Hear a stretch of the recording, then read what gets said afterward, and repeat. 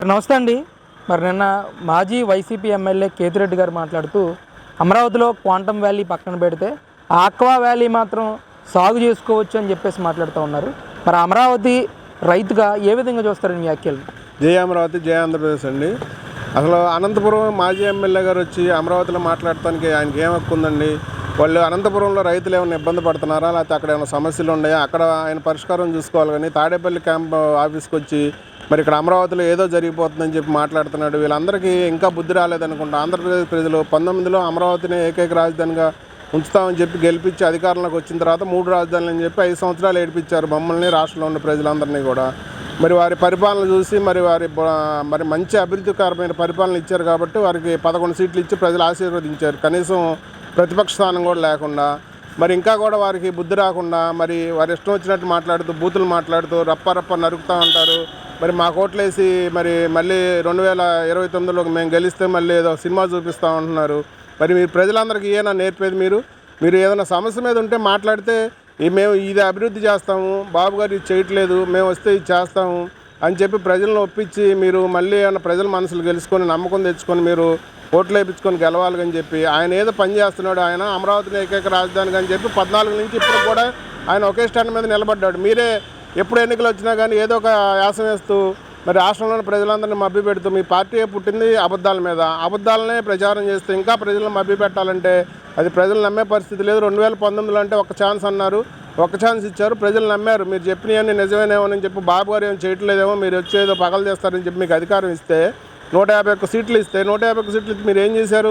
అమరావతిని పనుకోబెట్టారు. రాష్ట్రంలో ఉన్న ప్రజలందరినీ కూడా చేపలు అమ్ముకోమని, మరి రొయ్యలు అమ్ముకోమని, పిల్లలకు ఉద్యోగాలు లేకుండా మేము ఇష్టం వచ్చినట్టుగా పరిపాలన చేసేసి మరి ఈరోజు అందరూ కూడా కేసుల్లో ఇరుక్కుంటున్నారు. కేసుల్లో కూడా చట్టబద్ధంగా ఇరుక్కుంటున్నారు. అంతే మీరు తప్పు చేస్తేనే వాళ్ళు కేసులు పెడుతున్నారు.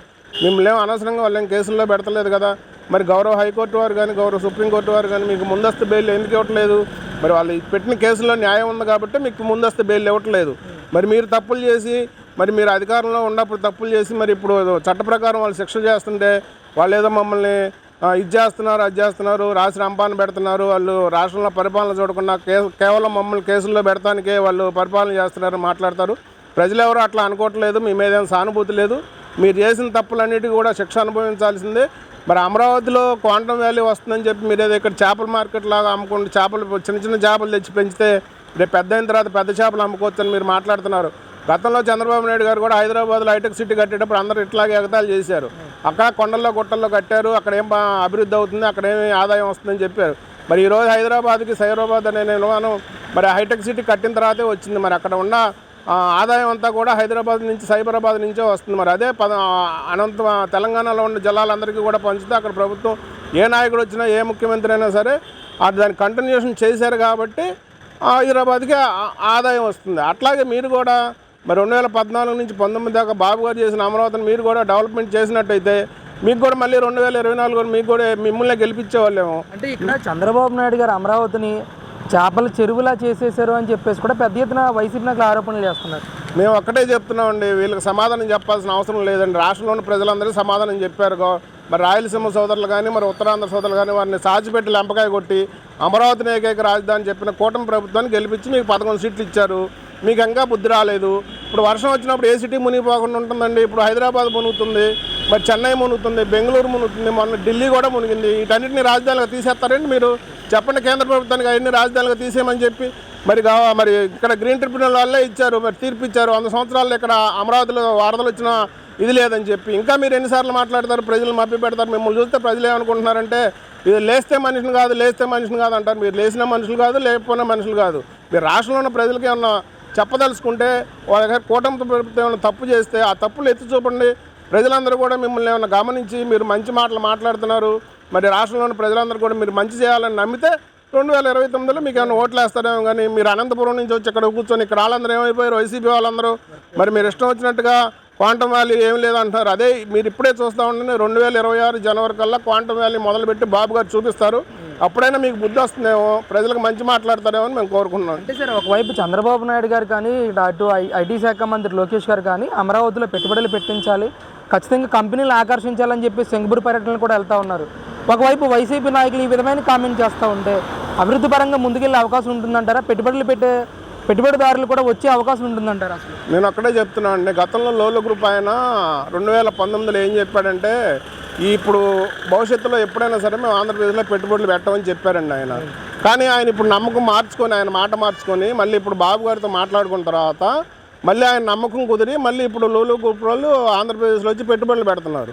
ఎందుకు పెడుతున్నారు? భవిష్యత్తులో మీరు రారని చెప్పే. మీ ఓకదంపుడు ఉపన్యాసాలకు ఎవరు ప్రజలు నమ్మేవాళ్ళు లేరు, మీరు అధికారంలోకి రారు, చేసేవాళ్ళనేమో చేయనీరు. మీరెప్పుడు మీ పరిపాలన ఎట్లా ఉంటుందంటే మీరు వేసే భిక్ష అడుక్కొని నెలకు 10,000 లేకపోతే 5,000 ఆ పథకాలు వేసి మేమే ఏదో సంక్షేమం చేస్తున్నాం, ఇదే అభివృద్ధి, ప్రజలందరూ మీ కాళ్ళ కింద పడి ఉండాలా, ఫ్యాక్షనిస్టులు చేస్తారు. అట్లాగే మరి కొన్ని జిల్లాల్లో గతంలో చేసేవాళ్ళండి, ఇప్పుడైతే లేదు. వాళ్ళ కాళ్ళ కింద బతికి వాళ్ళు చెప్పిన మాట వినేవాళ్ళే. ప్రజలందరూ కూడా మీరు అట్లా తయారు చేయాలని గతంలో గంజాయి కానీ మందు కానీ, మరి ఆ మందు కూడా ఇప్పుడు మరి మంచి మందు కాదంట, మరి డూప్లికేట్ మందు అమ్మారంట. దానివల్ల మరి ఎంతోమంది ప్రాణాలు కోల్పోయారు. ఇప్పుడు కూడా ఎంతోమంది హాస్పిటల్ చుట్టూ తిరుగుతున్నారు. మీ పరిపాలన అట్లాగ ఉంది. మీ పరిపాలన చెప్పుకోవాలంటే చాలా కథలుగా చెప్పుకోవాలంటే కొన్ని రోజుల తరబడి చెప్పుకోవచ్చు. అంత బాగా పరిపాలన చేశారు. మరి ప్రజావేదిక పడగొట్టారు, పోలవరం కట్టకుండా ఆపేశారు. అదేనా మీ అభివృద్ధి అంటే? రాష్ట్రంలో ఇప్పుడు కూటమి ప్రభుత్వాన్ని నమ్ముతున్నారు.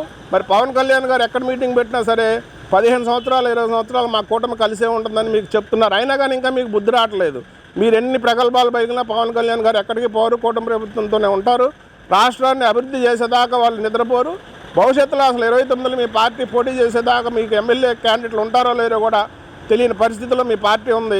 కనీసం మీరు మరి ఆ కోర్టుల్లోకి వెళ్ళాలని, కేసుల్లోకి వెళ్ళాలని, నిర్దోషులుగా బయటికి తెచ్చుకొని మేము తప్పు చేయలేదని చెప్పి అట్లా అది ఏదో చేయాలి. కానీ ప్రజలందరికీ వచ్చి ఇక్కడ చేపల చెరువులు పెంచుతున్నారంటే ఇప్పుడు వర్షం పడితే నీళ్ళు వస్తాయండి, నీళ్ళు రాకుండా ఉండవు. తాడి చెట్లోటి గుంతలు తీశారు ఇక్కడ. మరి నీరు ఎక్కడైనా సరే నీరు పల్లం పెరుగుతుంది కానీ నీరు మెరక్కపోదు. వస్తూ ఉంటే నీళ్ళు వర్షాకాలంలో నీళ్ళు వస్తాయి, రావని మేము అంటలేదు. అయితే తర్వాత కాలంలో మళ్ళీ ఆ నీటన్నీ తీసేసి ఇక్కడ బిల్డింగులు కడతారు. వచ్చి చూడండి ఏ పనులు చేస్తున్నారు ఏంటని. చూడకుండా మీరు తాడేపల్లి ప్యాలెస్లో కూర్చొని జగన్మోహన్ రెడ్డి గారి ఇచ్చిన చీటీని మాట్లాడుతూ రాష్ట్ర ప్రజలందరినీ తప్పుదోవ పట్టించడం మేము చాలా తీవ్రంగా ఖండిస్తున్నామండి.